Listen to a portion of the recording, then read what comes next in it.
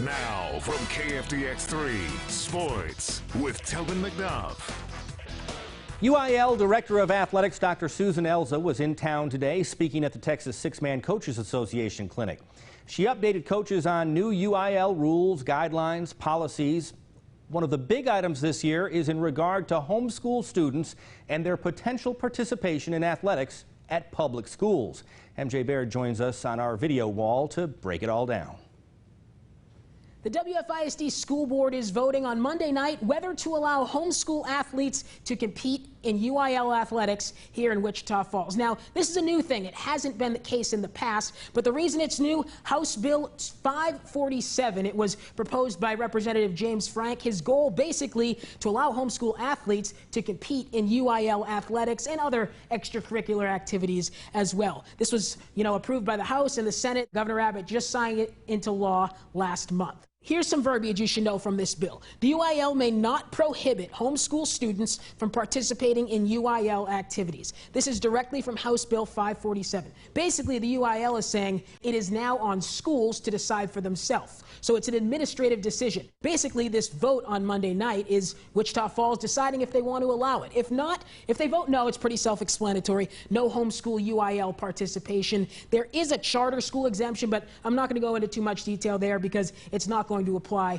to Wichita Falls. If they vote yes, though, then basically they're saying yes, homeschool kids can compete in public school athletics. Now, they do have to follow all the same rules, things like academics, any possible fees, insurance, physicals, all that stuff, homeschool kids would still have to follow. But where things arise is when it comes to UIL classifications, because if you think about it, more kids competing in your athletic program, your UIL classification enrollment number is going to go up. So here's how the UIL is trying to handle this. Right now, it's just a proposal. It's nothing set in stone, but they're proposing this 20% rule. Essentially what this means, you take your current enrollment number before any homeschoolers and you add 20% onto it. The reason for 20% is, well, it's pretty hard to determine how many homeschool kids may be in a certain district, so 20% is just going to be a flat number across the state. For numbers' sake, if your enrollment was 1,000, 20% of 1,000 is 200. Now you're looking at a new number that you have to report to the UIL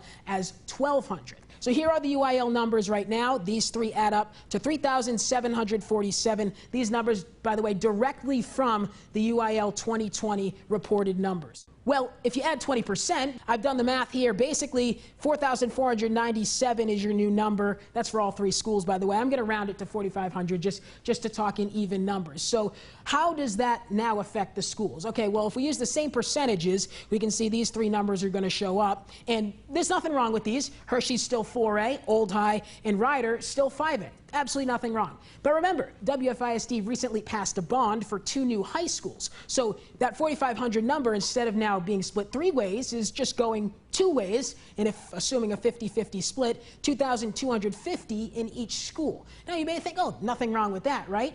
And I guess some may say there isn't anything wrong with that. But here's the UIL conference cutoff numbers. That number we just had was 2,250.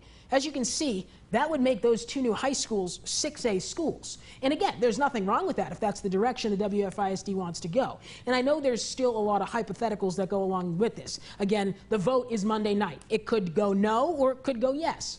And then also this 20% rule, as I said, it's only a proposition. It's not in stone yet. So will that be the way the UIL handles it? We don't exactly know. But if this goes the way we just broke it down, which is one possibility, WFISD would be looking at 2 6A schools in the fall of 2024.